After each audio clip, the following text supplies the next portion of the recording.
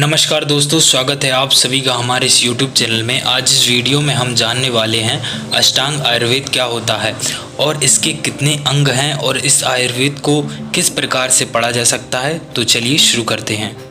आयुर्वेद दुनिया की प्राचीनतम चिकित्सा प्रणाली है। ऐसा माना जाता है कि बाद में विकसित हुई अन्य चिकित्सा पद्धतियों में इसी से प्रेरणा ली गई है।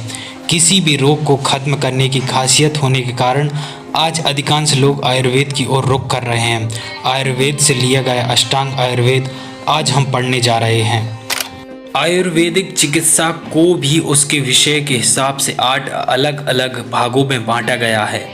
इन 8 भागों को सम्मिलित रूप को ही अष्टांग आयुर्वेद नाम दिया गया है। आइए प्रत्येक शाखाओं के बारे में विस्तार से जानते हैं। अष्टांग आयुर्वेद की 8 भाग इस प्रकार हैं, जो कि 8 अलग अलग प्रकार के होते हैं। पहला है काय चिकित्सा, दूसरा है बाल रोग चिकित्सा, तीसरा है भूत विद्या, चौथा है शल्य चिकित्सा, पांचवा है शालक्य तंत्र, छठा है अगत तंत्र, सातवां है रसायन तंत्र और 8वां है बाजीकरण तंत्र।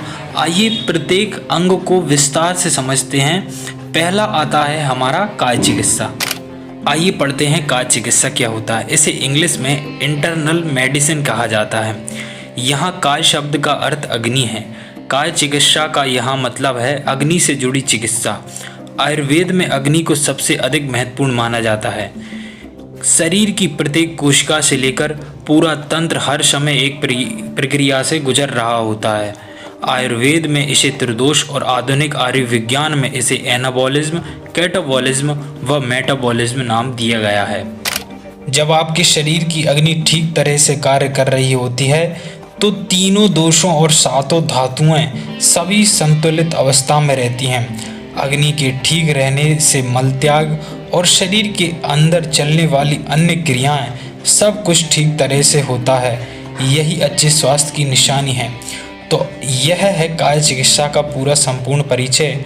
आइए अब दूसरा भाग देखते हैं। अष्टांग आयुर्वेद के दूसरे भाग में हम पढ़ेंगे बाल रोग चिकित्सा, जिसे अंग्रेजी में पीडियाट्रिक्स कहा जाता है।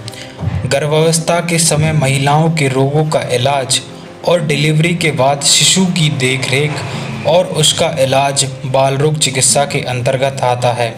यह आयुर्वेदिक चिकित्सा पद्धति का दूसरा मुख्य अंग है। प्रसव के लिए दाई के चुनाव से लेकर स्तनपान और प्रसव के बाद होने वाली हर छोटी बड़ी समस्या का निदान बाल रोग चिकित्सा के अंतर्गत किया जाता है। अष्टांग आयुर्वेद का यह दूसरा भाग है। आइए तीसरा भाग देखते हैं।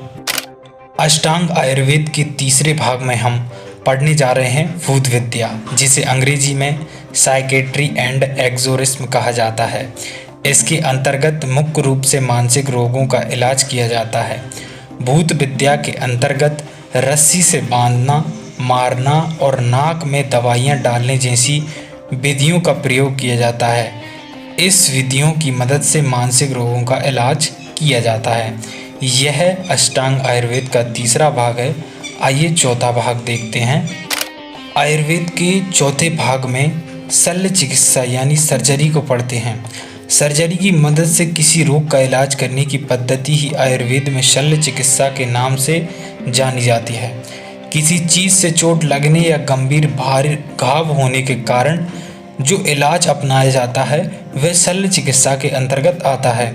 सुश्रुत के अनुसार किसी चीज़ से चोट लगने या घावों के अलावा शरीर में अतिरिक्त मल बनने से जो बीमारियां होती हैं वो भी शल्य चिकित्सा की मदद से ठीक की जाती हैं। अब हम पढ़ते हैं शालक्य तंत्र, जो कि इसका 5वां भाग है। अष्टांग आयुर्वेद का 5वां भाग। गले और गले के ऊपर मौजूद सभी अंगों जैसे कि मुंह, नाक, कान, आँख आदि से जुड़ी समस्याओं का इलाज शालक्य तंत्र के अंतर्गत किया जाता है। इसमें शलाका की मदद से इलाज किया जाता है, इसलिए इसका नाम शालक्य पड़ा। एलोपैथी में इस शाखा को ENT एंड ऑप्थेल्मोलॉजी कहा जाता है। अष्टांग आयुर्वेद के छठे भाग में हम पढ़ेंगे अगत तंत्र यानी कि टॉक्सिकोलॉजी। अलग अलग तरह के विषयों की पहचान और उनसे होने वाली समस्या के इलाज अगत तंत्र के अंतर्गत आता है। आयुर्वेद के अनुसार विष कई तरह के होते हैं, जैसे कि पेड़ पौधों और खनिजों से निकलने वाला विष, दूसरा जीव जंतुओं जिसकी सांप बिच्छू आदि का विष, जैसे कि सांप बिच्छू आदि का विष। इसी तरह अलग अलग तरह की दवाइयों और पदार्थों से मिलकर बनने वाला विष।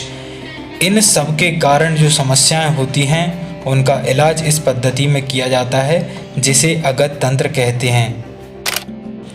आयुर्वेद के 7वें भाग में हम पढ़ेंगे रसायन तंत्र, ट्रीटमेंट ऑफ रेजुविनेशन। आयुर्वेद में रस और धातुओं का विशेष महत्व बताया गया है। इन रसों और धातुओं की कमी, अधिकता या असंतुलन से शरीर में जो रोग उत्पन्न होते हैं उनका इलाज रसायन तंत्र के अंतर्गत किया जाता है। आमतौर पर आयुर्वेद की इस शाखा में चेहरे पर झुर्रियाँ आना, बाल सफ़ेद होना, गंजापन आदि रोगों का इलाज किया जाता है। लास्ट पॉइंट आता है हमारा बाजीकरण तंत्र, treatment of infertility and virility. Sex संबंधी समस्याओं और उनका इलाज बाजीकरण तंत्र के अंदर की जाती है। आयुर्वेद के अनुसार जो चिकित्सा आपकी प्रजनन क्षमता को बढ़ाने में सहायक होती है वही बाजीकरण कहलाती है। इसके अंतर्गत नपुंसकता, शुक्राणुओं की कमी, शारीरिक कमजोरी आदि रोगों का इलाज किया जाता है। अगर आपको वीडियो पसंद आता है तो चैनल को ज़रूर सब्सक्राइब करें।